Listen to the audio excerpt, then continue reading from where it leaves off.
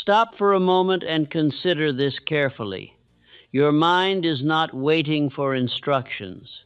It is already receiving them. Every hour, every conversation, every image, every environment you step into is shaping you, quietly, consistently, and without asking for your permission. There is no neutral state. You are either being programmed or you are programming yourself. Most men believe their thoughts are their own, that their opinions are original, that their decisions are the result of independent thinking. But look closer. Where did those thoughts begin? And why do they repeat so easily? That is the question most avoid. Because the answer is uncomfortable. You are influenced more than you realize. Not in obvious ways, but in subtle, repeated exposures that shape your perception over time. And unless you recognize this, you will live out patterns that were never consciously chosen. Let me ask you something directly. Why do you think the way you do about money, success, and your own potential? Did you deliberately choose those beliefs, or did they form gradually through repetition, environment, and exposure? Repetition is the mechanism. What you hear often becomes familiar. What becomes familiar begins to feel true.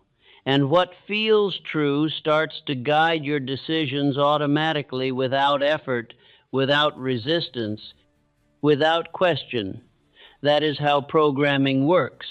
Not through force, through consistency. You do not wake up one day and decide to think small. You absorb limitations slowly, through daily exposure, through conversations, media, surroundings, and subtle reinforcement that conditions your expectations, until limitation feels normal. And once something feels normal, it becomes invisible. This is how potential is reduced. Not by lack of ability, but by unseen influence shaping your belief about what is possible. And once belief is limited, action follows. Because you will never act beyond what you believe is attainable. Action always follows belief. If you believe success is difficult, you will approach it with hesitation. If you believe opportunity is rare, you will not pursue it aggressively. If you believe you are not ready, you will delay. And all of it will feel logical because it has been repeated. Have you ever noticed how certain thoughts return without effort? Doubt, comparison, delay, the quiet voice that questions your ability just as you are about to act. That is not random, it is programming repeating itself, and repetition strengthens it. Each time you entertain the same thought, you reinforce it. Each time you accept it without challenge, you make it more familiar. And over time, it becomes automatic part of your identity. This is where control is lost. Not in one moment, but gradually. You begin to react instead of direct, to follow instead of choose, to think in patterns that were installed over time without ever questioning their origin. But familiarity is not truth. It is repetition. And repetition can be changed, but only if it is seen. Because what remains unseen continues to operate without resistance. It shapes your decisions quietly, guiding your actions while you believe you are in control. This is why awareness is power. The moment you recognize what is influencing you, you regain the ability to choose, to accept or reject, to replace or reinforce, and that choice determines the direction of your life, because the mind does not filter for you. It accepts what is repeated. So if you do not choose what enters your mind, something else will choose for you. And that something will not always lead you toward growth, clarity, or success. It will lead you toward familiarity, and familiarity often leads you back to where you started. In this lesson, you will uncover 7 specific forces that are shaping your thinking right now. Not obvious forces, but subtle ones. The kind that operate quietly, influencing your perception without demanding attention. You will begin to notice patterns. You will recognize thoughts that do not belong to you. And once you see them, you will have the power to change them. But understand this clearly. This is not about avoiding influence. That is impossible. This is about controlling it, because your mind is always open, always absorbing, always building, always forming beliefs based on what it receives repeatedly. And what it builds will eventually shape your results. So the question is not whether you are being programmed. You are. The question is, by what? And once you answer that, something shifts. You stop reacting. You begin choosing. And the moment you begin choosing what enters your mind, you begin to shape what comes out of your life. There is a condition which governs the life of nearly every man, yet remains largely unnoticed. It is not a force that announces itself with authority, nor does it compel obedience through command. It operates quietly, persistently, and without resistance. It is the acceptance of thought without question. If I were to begin again, I would first seek to understand this condition, for it is here that control is either lost or gained. Most men believe their thoughts are their own. They assume that what they think, they have chosen, that their opinions are formed through reason, that their conclusions are the result of deliberate consideration. Yet if they were to examine closely, they would discover that many of their most frequent thoughts did not originate within them at all. They were received, repeated, accepted, and in time believed. The mind does not distinguish, in its early reception, between what is true and what is merely familiar. It accepts what is presented often. It adopts what is heard repeatedly. It gives weight not to accuracy, but to frequency. This is the beginning of influence. A man hears an idea once, and it passes. He hears it again, and it becomes noticeable. He hears it often, and it begins to feel correct, not because it has been proven, but because it has been repeated.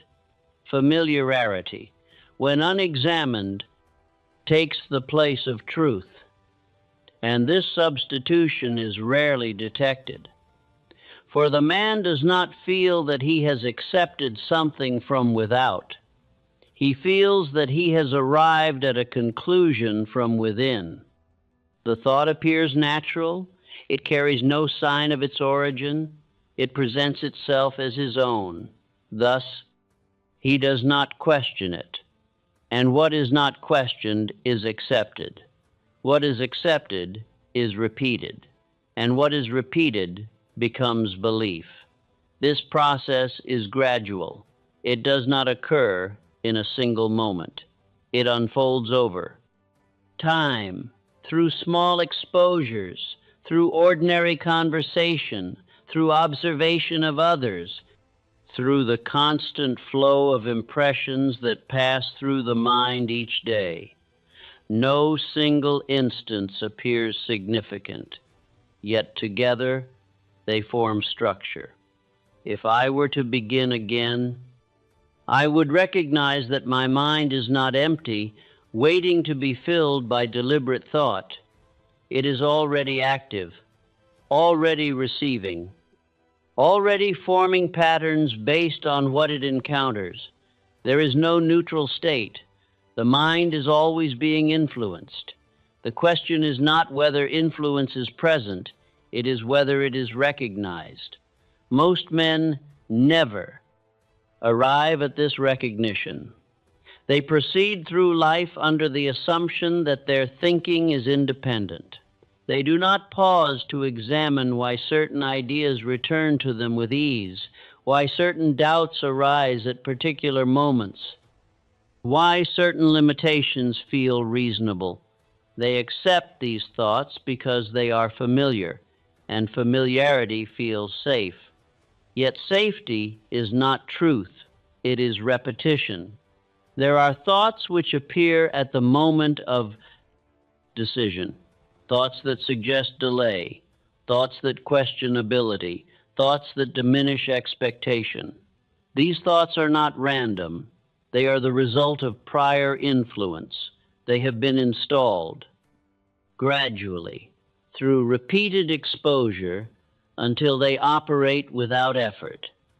And because they require no effort, they are rarely challenged. If I were to begin again, I would not accept a thought simply because it appears easily. I would not assume that what comes to mind belongs there. I would question its origin. I would examine its effect. I would determine whether it serves my direction or opposes it. For the mind, when left unguarded, does not filter for purpose. It accepts for familiarity. This distinction is critical, for a man may be guided by thoughts that do not serve him, yet he follows them willingly, believing them to be his own. He delays when he could advance. He hesitates when he could act. He lowers his aim without recognizing that it has been lowered. All of this occurs without force, without awareness, without resistance. This is the power of silent acceptance. It does not require agreement. It requires only repetition. Consider how easily a man adopts the expectations of those around him. If he is surrounded by limitation, he begins to accept limitation. If he hears repeatedly that success is difficult, he begins to approach it with caution. If he observes hesitation, he begins to hesitate. He does not decide these things consciously, he absorbs them, and once absorbed, they become part of his thinking. From thinking, they pass into action. From action, they produce result. Thus, the origin of many results lies not in deliberate choice, but in unconscious acceptance. If I were beginning again, I would reverse this process. I would refuse to accept thought without examination. I would not permit repetition alone to determine belief. I would become aware. Awareness is the first step toward control. Without it, a man lives under the influence of forces he does not see. He reacts rather than directs. He follows patterns rather than creating them. He lives within boundaries that were not consciously chosen. But once awareness is gained, something changes. The man begins to notice. He observes that certain thoughts return frequently. He recognizes that some of them do not serve him. He begins to question. And in questioning, he interrupts the process. The thought no longer passes without resistance. It is examined, and through examination, its influence is weakened. This is the beginning of authority, not over the world, but over the mind. If I were to state this plainly, I would say, the greatest danger is not that a man will think incorrectly. It is that he will accept thoughts without knowing that he has done so. For once a thought is accepted, it operates, it influences action, it shapes expectation, it directs behavior, and it does so quietly without announcing its presence. There is no signal that a belief has been formed. There is only the result that follows. If I were beginning again, I would treat every repeated thought with attention, not fear, not resistance, but awareness. I would ask, where did this originate? Why does it return? Does it serve my direction? Or does it lead me away from it? In asking these questions, I would begin to separate what is mine from what has been given. And in that separation, I would regain control. Others would begin to notice this change. They would observe that the man does not react as before. He does not accept every suggestion. He does not follow every common belief. He pauses. He considers. He chooses. This choice is the mark of independence. Not independence of action alone, but independence of thought. And this form of independence is rare. For most men are guided by what they have heard often, not by what they have chosen deliberately. The man who begins to choose his thoughts becomes different. He becomes directed. He becomes intentional. He becomes less influenced by the opinions of others and more guided by his own examination. This produces a form of quiet strength, not visible in outward display, but evident in consistency. For when a man governs his thoughts, his actions follow. And when his actions are consistent, his results become predictable. If I were to express this as instruction, I would say, do not accept every thought that enters your mind. Examine it, question it, choose it. Let this be fixed firmly within. I do not accept thought without awareness. I examine what I receive. I choose what I repeat. Repeat this not for comfort, but for direction. For the mind, when guided repeatedly, begins to follow instruction. And when instruction replaces unconscious acceptance, control is established. Thus, if I were to begin again from nothing, I would begin here. Not with changing action, not with seeking opportunity, but with seeing clearly. For what is seen may be changed, and what is unseen will continue to operate. And in seeing, the man takes the first step, not merely toward success, but toward control of the very force that determines it. Having recognized that thought is often accepted without question. The next realization, if I were to begin again, is that repetition is the force through which such acceptance is secured. For no idea, whether true or false, gains control over the mind in a single instance. It gains control through return, through frequency, through quiet persistence. A man may hear an idea once and dismiss it. He may hear it twice and consider it. But if he hears it continually, without interruption, it begins to settle. It loses its strangeness. It becomes familiar. And what becomes familiar is seldom resisted. The mind does not weigh every idea with equal scrutiny. It does not examine each thought as though it were new. Instead, it develops patterns. It accepts what it has encountered often, and it does so with increasing ease. Thus, repetition becomes a form of influence more powerful than argument. For argument invites resistance. Repetition invites acceptance. If I were beginning again, I would understand that the thoughts which return most frequently are not always the most accurate, but they are the most reinforced. They have been repeated until they require no effort to recall. They arise naturally, without invitation. And because they arise naturally, they are trusted. This trust is rarely questioned. The man assumes that what appears easily must be valid. Yet ease of thought is not proof of truth. It is proof of repetition. There are ideas which, when first encountered, seem uncertain. They may even be rejected. But if they are presented again and again, through different forms, through different voices, through different circumstances, they begin to take root. They do not force themselves upon the mind. They settle into it, quietly, gradually, until they become part of its structure. This is the method by which belief is formed, not through force, but through familiarity. If I were beginning again, I would observe this process carefully.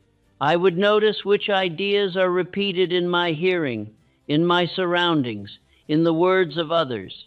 I would recognize that each repetition is not without effect.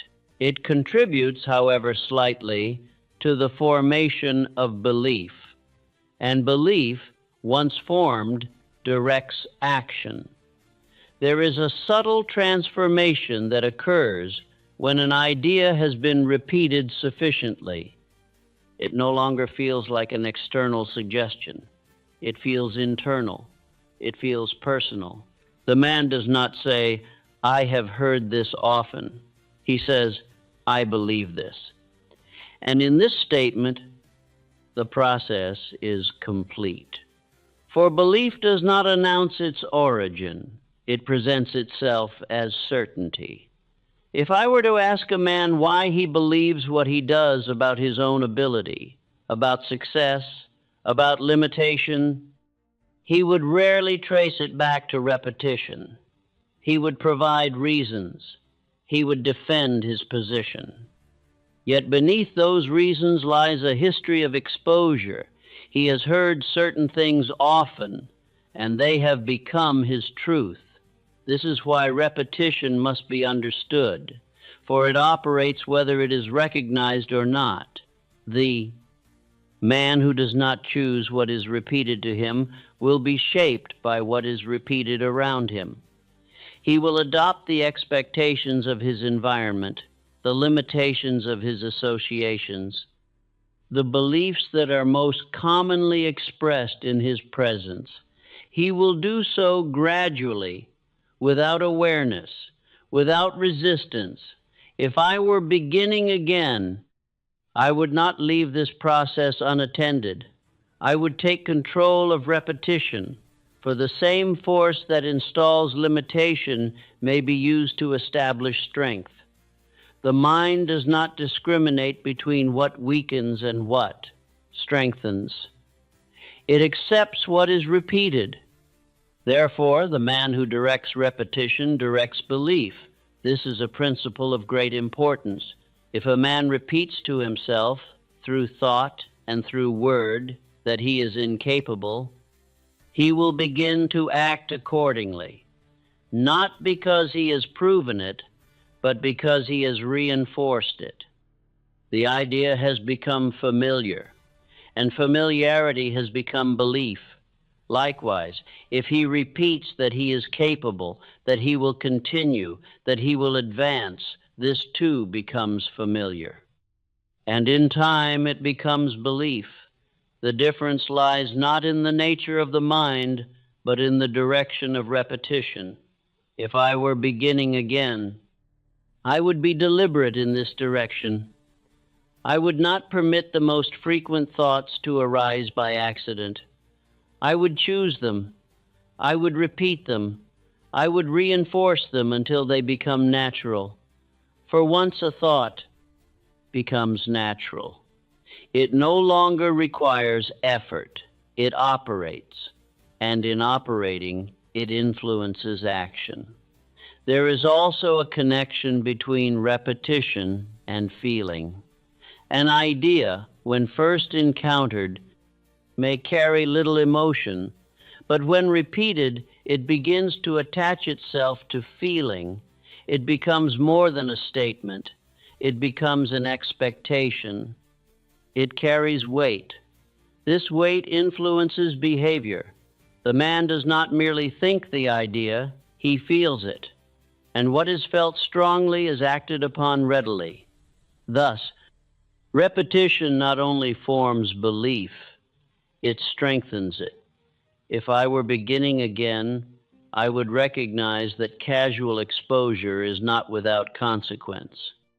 The conversations I engage in, the words I hear, the thoughts I entertain, all contribute to repetition. And repetition contributes to belief. Therefore, I would guard what is repeated, not with fear, but with intention. I would reduce the influence of ideas that weaken direction.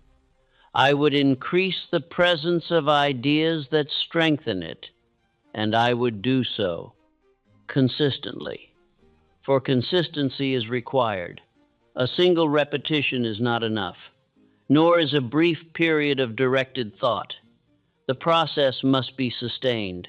The idea must return again and again until it becomes familiar, until it replaces what was there before. There will be resistance at first, for the mind is accustomed to its existing patterns. It returns easily to what has been repeated often. New ideas feel uncertain. They do not yet possess the same strength, but through continued repetition, this changes. The new becomes familiar. The familiar becomes accepted, and the accepted becomes belief. Others will begin to observe the effect of this change. They will notice that the man no longer expresses the same doubts. He no longer repeats the same limitations. His speech changes. His expectations rise. His actions become more decisive. They may attribute this to confidence, but confidence is the result. The cause is repetition, directed, sustained. If I were to express this as instruction, I would say, be mindful of what is repeated, for what is repeated becomes belief, and belief becomes action. Let this be fixed firmly within the mind. I direct what I repeat. I strengthen what serves me. I replace what does not.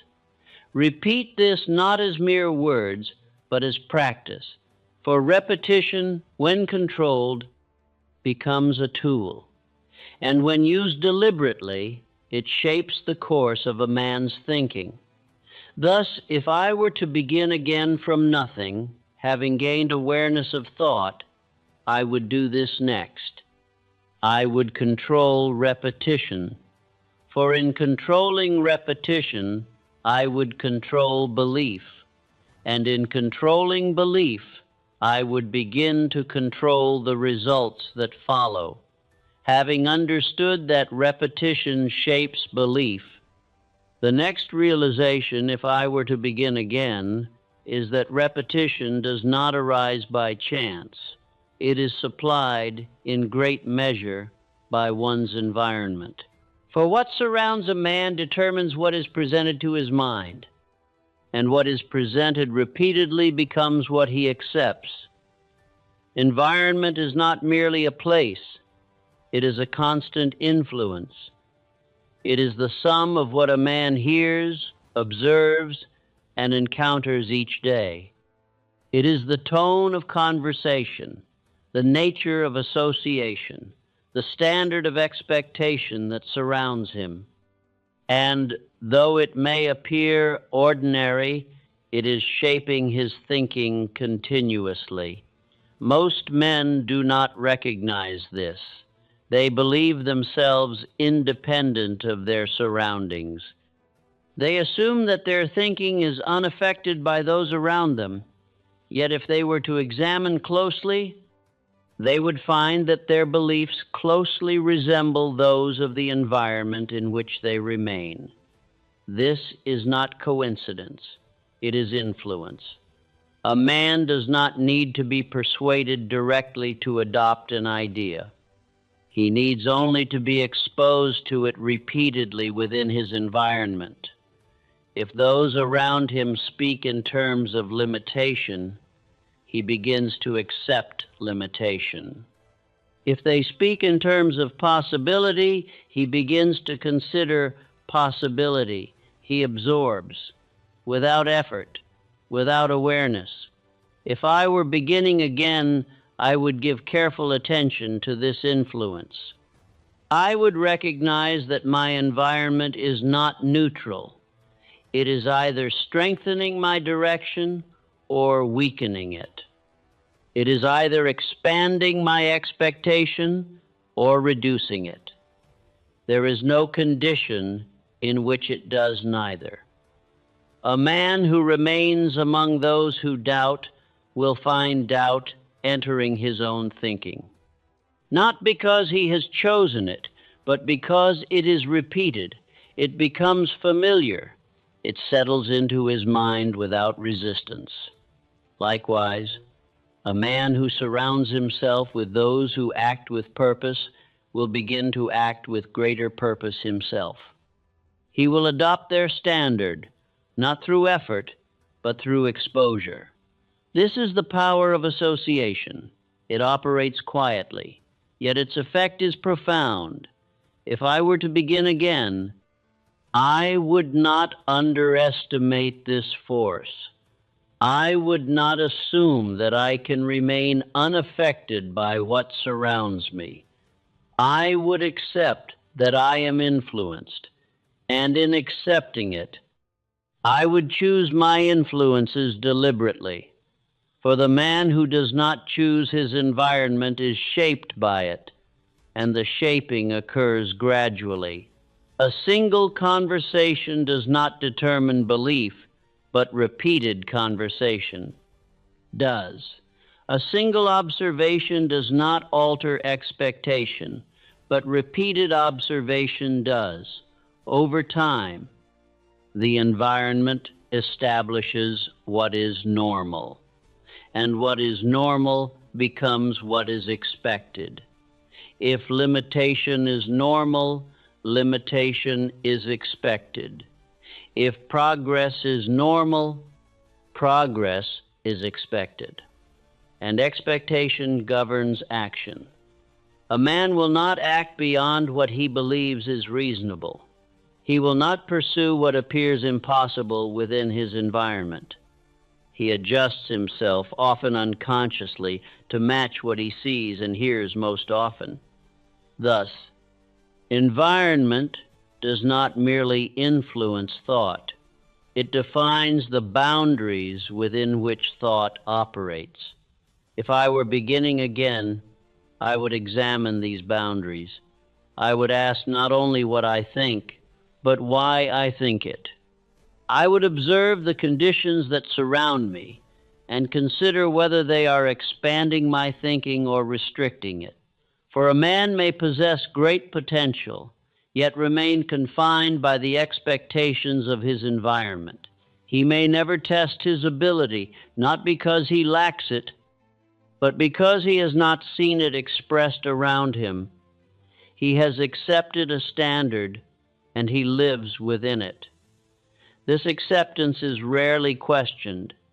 It is assumed, yet it may be false. If I were beginning again, I would not accept the limits of my surroundings as the limits of my ability. I would recognize that what is common is not necessarily what is possible. I would separate what I observe from what I choose to believe. This requires awareness, and it requires decision. There may be resistance. For a man who begins to think differently from those around him often feels a sense of separation. He may be questioned. He may be doubted. He may feel the pressure to return to familiar patterns. This pressure is natural. It is the environment seeking to maintain itself. But if the man yields to it, he returns to the same condition. If he resists it, he begins to change. If I were beginning again, I would not expect immediate comfort in changing my environment or my relation to it. I would expect adjustment. I would expect moments of uncertainty, yet I would continue. For the influence of environment, once altered, produces new repetition. New ideas are introduced, new expectations are formed, new standards are observed. And through repeated exposure, these begin to replace the old. There is also a form of environment that is not physical. It is the environment of thought itself, what a man reads, what he listens to, what he permits to occupy his attention. These two form repetition, and repetition forms belief. Thus, environment is not limited to place or association. It includes all that enters the mind regularly. If I were beginning again, I would be deliberate not only in where I stand, but in what I allow to reach me. I would not expose myself continually to ideas that weaken direction.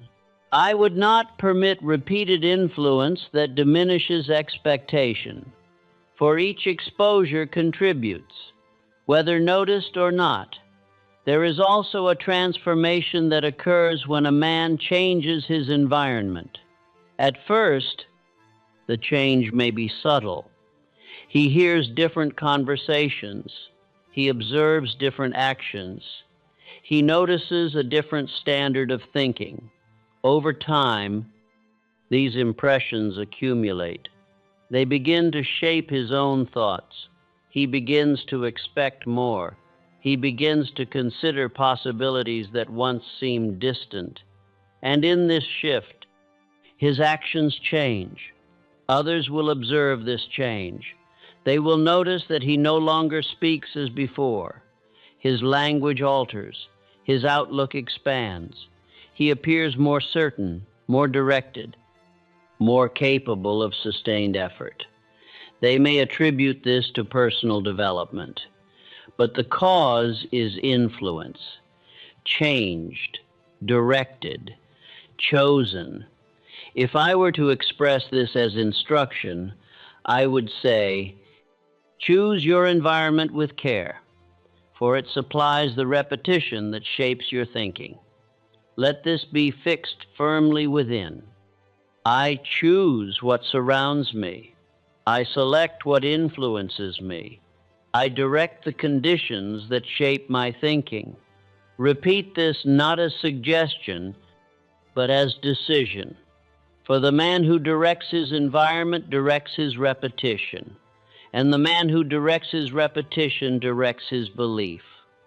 Thus, if I were to begin again from nothing, having gained awareness and control over repetition, I would do this next. I would choose my environment, for in choosing it, I would determine the thoughts that return to me, and in determining those thoughts, I would shape the direction of my life.